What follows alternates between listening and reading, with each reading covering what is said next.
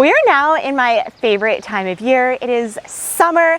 We actually just got out of a heat wave, and it really made me think about how important it is to pay extra close attention to your chickens during the hotter months. Now, unlike humans, chickens do not sweat, but they do have a lot of telltale signs if they are overheating. And we are going to go over that, as well as how you can actually help your chickens through this hotter time of year in today's video. So definitely stay tuned for all of it. But I do also want to preface with, when you are actually picking out your chickens, I do suggest that you expand those description sections in the chicken catalog that you're going through on the internet, or if you're at your own spot where you're purchasing chickens, you do kind of look into the chickens and you look into the breeds and where the breeds work out best. We have a colder winter and we also have a hot summer, so we want to make sure that we have chickens that can be pretty hardy for the winter and also take on that heat in the summer. If you are in the south and it's really hot, or if you are in the north and it's cold primarily most of the year, I definitely suggest getting breeds that are best for your areas. Unlike dogs or cats that can actually go inside and they can have that more temperate weather and they can get out of the heat, your chickens are most likely going to be outside all year long. So you want to make sure that you're picking your breeds pretty accordingly. And that's what we've done here, which does help out a lot. Although really hot days can be hard, and we're going to talk about how you can solution for those as well. Unlike humans, as I mentioned, you're not going to notice that your chickens are sweating, but they do have a lot of telltale signs.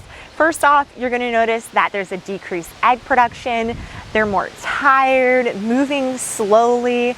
Their combs are going to look paler.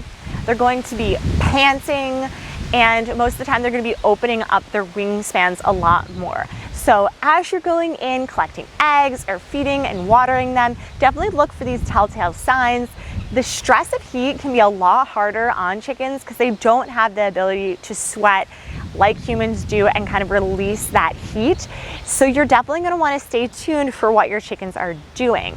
And there's a lot of other ways that you can mitigate the heat stressors, like first off, providing an area for your chickens that has good ventilation. We talk about this all the time when planning your coop, because you really don't want to trap that air inside of your coop at any time of year, but you want to make sure that you have a nice ventilation for your chickens that can allow for wind flow in and out of your coop.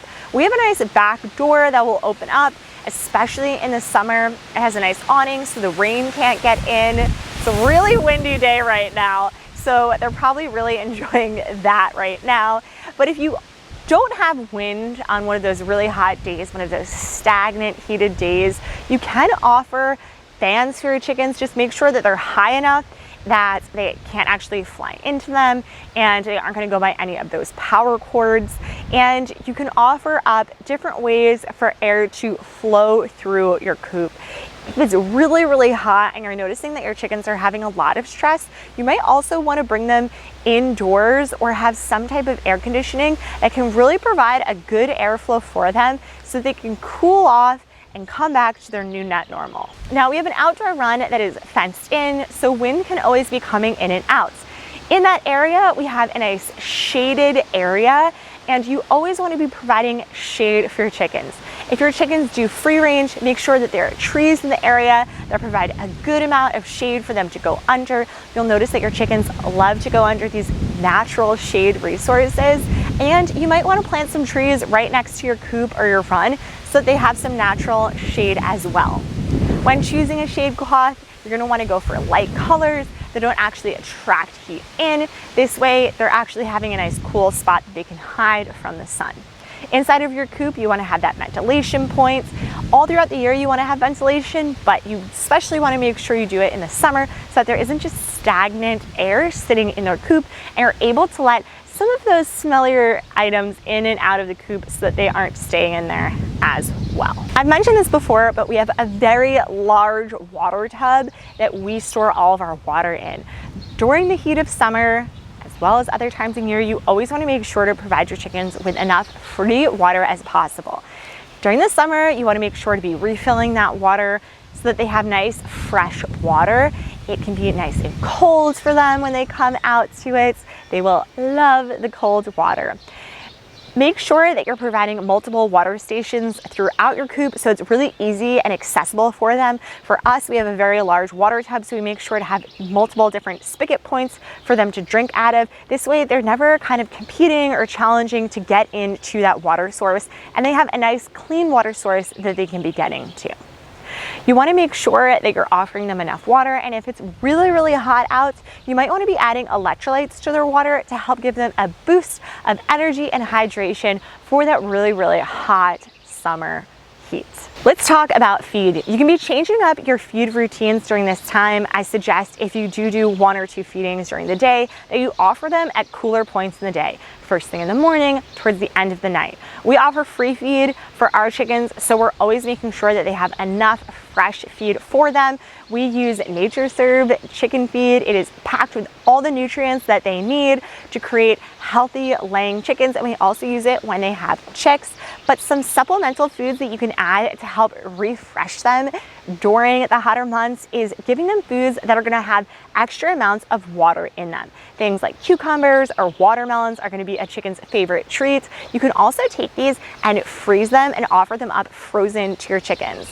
I've oftentimes done a clean out of my freezer in the heat of summer and offered up a lot of those frozen goodies that I was otherwise going to throw away to our chickens, and they gobbled them up and loved them because it provided a nice cooling meal and snack for them throughout the day. There was extra nutrients that they otherwise wouldn't have gotten, and just a fun thing to do. I've seen people freeze different watermelons, hang cold cabbages up on strings. There's a lot of really fun things you can do to offer some goodies for your chickens, some entertainment from a boring day, and just some way to cool them down in the hot of the summer. Now, there's some other things that you can offer out throughout the summer, things like misters throughout your coop. This can just mist them with a nice cool breeze, but you want to make sure that if you do have misters in your coop or run, that they aren't going to create muddy areas, because this can cause bacteria to grow and can cause a whole other slew of health issues. So I definitely suggest being cautious there. You can offer some frozen treats, some cooling treats on strings like we talked about,